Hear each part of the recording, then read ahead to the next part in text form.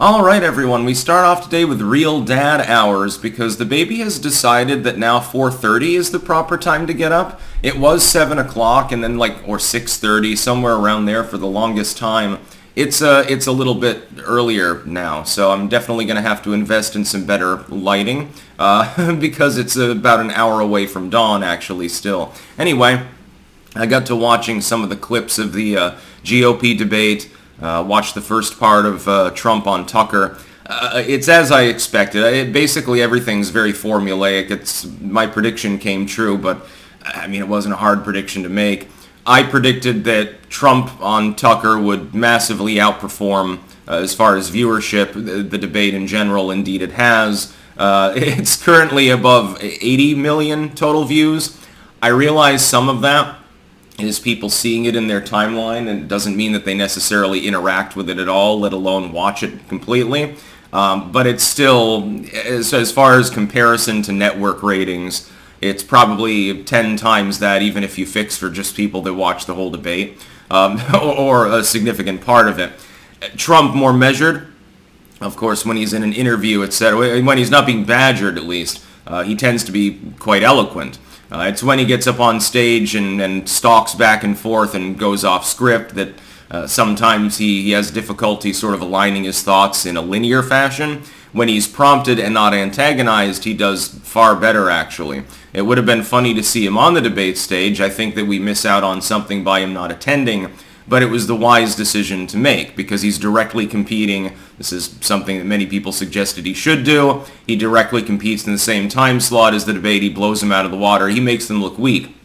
And one of the things that was notable was Trump's disdain for the GOP debate field, for the also-rans.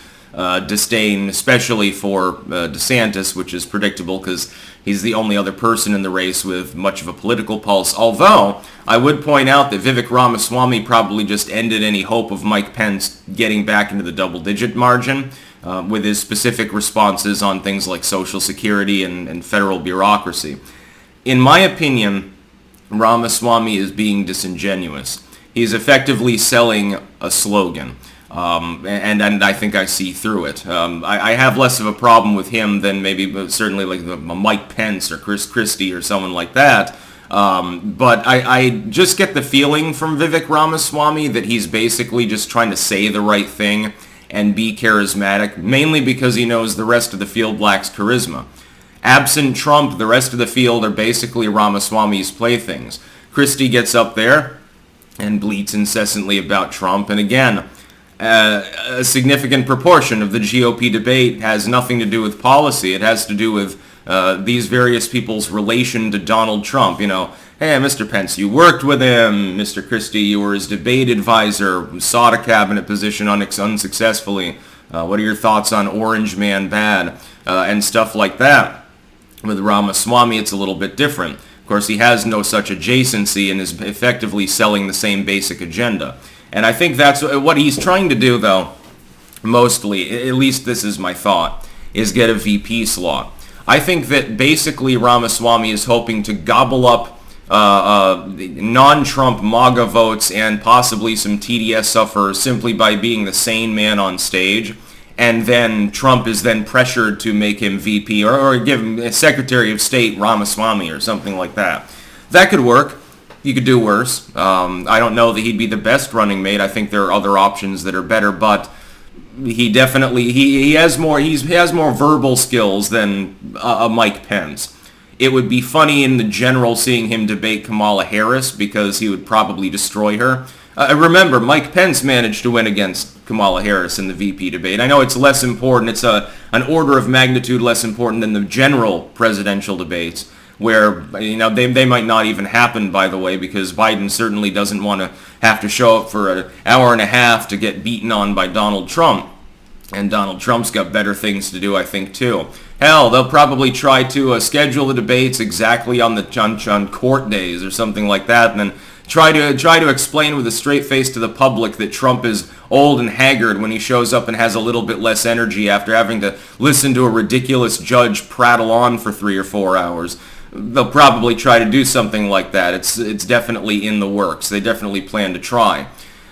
The basic summation, though, is that Trump is simply operating on a different level than everybody else. Ramaswamy is the only standout in that entire group with the sanity and the charisma and the ability to message properly, as well as defend and punch out in the debate. I can't see why anyone watching any of the more important clips from the debate would come away thinking anything other than Nikki Haley's nuts. Mike Pence is done.